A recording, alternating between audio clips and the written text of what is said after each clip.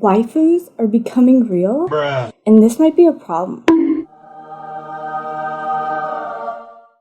Hoi!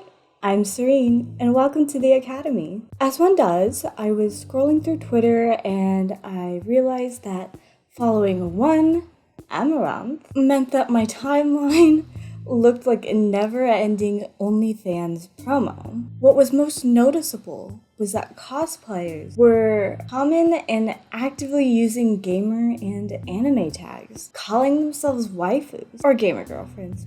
You know, same difference. But what is a waifu, and can I gatekeep? Girl boss, gaslight the definition. Waifu is a Japanese-ified English word that refers to a wife. Japanese people do not use it to refer to their actual wife, at least as far as I'm aware. Instead, they use the Japanese word, which has its own connotations. But waifu has been adopted by the internet to refer to characters from anime, cartoons, and video games that they feel sexually attracted to, and in some cases would like to marry or do other things if they were real. Attachment to the character may become unhealthy and obsessive, making the character central to a person's life. And the person might start preferring to spend time with representations of the waifu rather than with other people. Often, these anime, video game, and cartoon fandoms cross over, and so you'll see people who are interested in all these different things everywhere. Waifu is sometimes erroneously referred or used to refer to best girls, who are a person's favorite character. Waifu is sometimes used to refer to best girls. Best girls are a person's favorite character from a series, usually female presenting, but not always the case. But waifu has a particularly sexual vibe, which can be problematic if the character is underage. And boy, does Japan like to have their series take place in high school or middle school. The male equivalent of a waifu is called a husbando, like Gojo or Kakashi. I don't have a type, I promise. One thing that you'll often see in media is the body pillow, and it's seen as a staple for waifu culture, and it can represent a physical connection that a person can have with their waifu. In popular culture, the imagery of a body pillow with like sloppy appearance, usually glasses, usually a male having the body pillow, is stigmatized, and it becomes shorthand for someone who is chronically at home and isolated and a socially inept loser, more or less. I think what's important is that as long as it doesn't get too extreme, the relationship between the fan and the waifu, having a waifu and being in a relationship can be a way for people to safely explore what they desire in other people, and as long as the fantasy does not get projected onto a person, or if the behavior will not cause harm to anyone else, then it's not a problem. That said, waifu is becoming a little more 3D with each subsequent generation of internet users. By generation, I mean about 3 to 4 years. Basically, the reason why college freshmen don't get the humor of high school freshmen. The internet moves quickly, and I'm scared. Virtual entertainers or VTubers are a new wave of content creators. Female presenting VTubers frequently have a high voice, which sounds prepubescent in most cases in both the highness and breathiness of the voice. Most popular VTubers speak Japanese or English, though many of the Japanese VTubers are trying to learn a bit of English for their new international audience. The VTuber model usually is childlike or fairly mature in that they have big bosoms and showy outfits.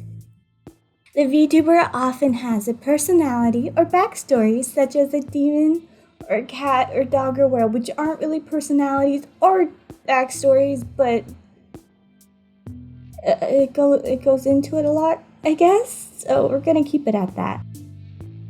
Many have talents in gaming, singing, or playing instruments, which makes sense because there are management companies such as Hololive, Nijisanji, and vshojo that hold auditions, etc. The genre has reached more of a mainstream audience in the 2020s with the simultaneous rise of live streamers during the pandemic. For better or worse, horny people like it, and some of the VTubers contribute to that part of the fandom, which is all good fun, until fans can't or won't differentiate between the VTuber personality and the person or the people who cosplay as the VTuber. Cosplay is a portmanteau of costume and roleplay. Cosplayers create or buy their costumes and often act or otherwise try to embody their character.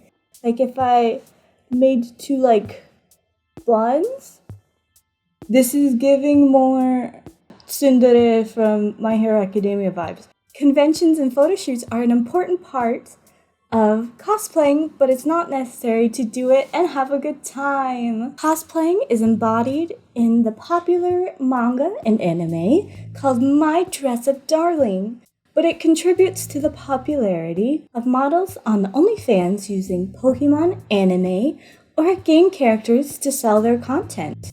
Just check out Twitter.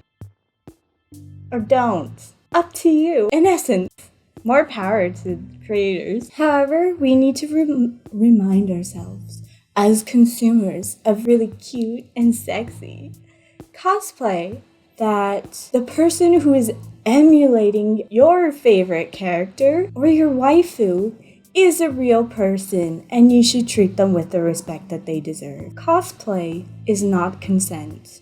That includes photos, and that definitely includes touching. Borrowing from anime and cosplayer aesthetics, catgirls and pastel e-girls have become popular styling for Gen Z people.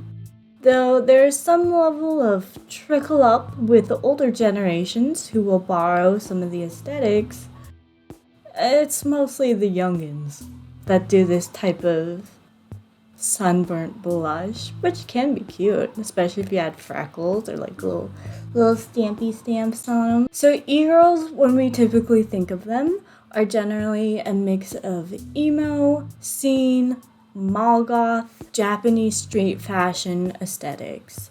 Avril Lavigne is the e-girl prototype. She is the progenitor.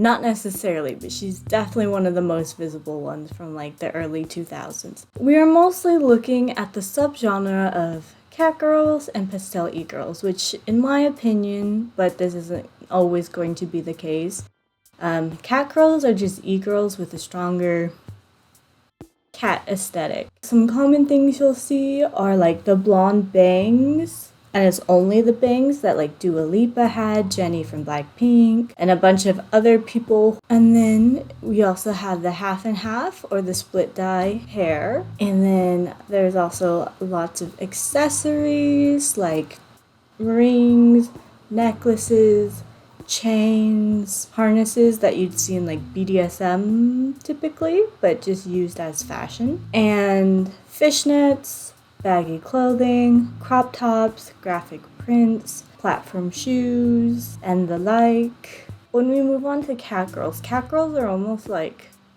Playboy bunnies, but with a Japanese twist. The core of the catgirl is this idea called moe, which moe means cute, and affection towards something cute, more specifically, and often that cute thing is juvenile, so there's a lot of self-infantilization with the style. Sometimes you'll see more Lolita aesthetics. According to the Wikipedia, which cites some Japanese sources, moe has historically had a similar function as waifu has, in the sense that it's attraction, sometimes it's sexual, but it's usually geared towards younger characters, or I'm 3,000 years old, but I look like I'm 12. Why? Catgirls have the ears, sometimes they have these paw sweaters, they have the little cup that's a paw upside down. It's really cute, and a little fun mechanical keyboards with like a paw. Once again, cats be everywhere.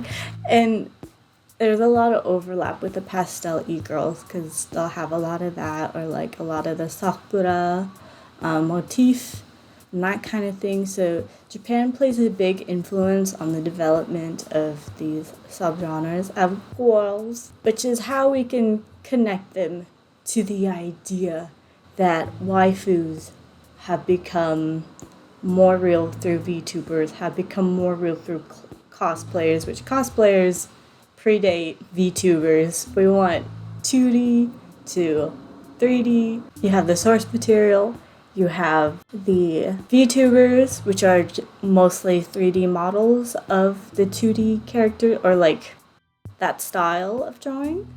And then you have the cosplayers who are trying to embody the source material, which could also include VTubers, as much as possible.